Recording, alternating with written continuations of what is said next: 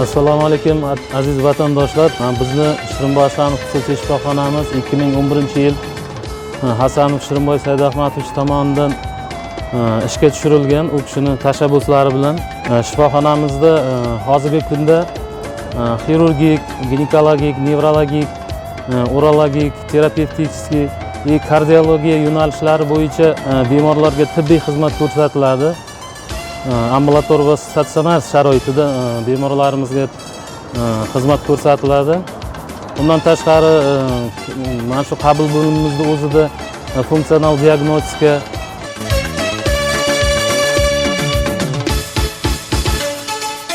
statsionar va ambulator sharoitda bemorlarimizga xizmat ko'rsatiladi.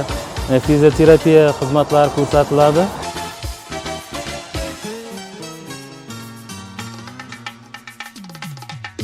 Shu 2011-yildan beri bemorlarimizga sifatli tibbiy xizmat ko'rsatib kelinmoqda.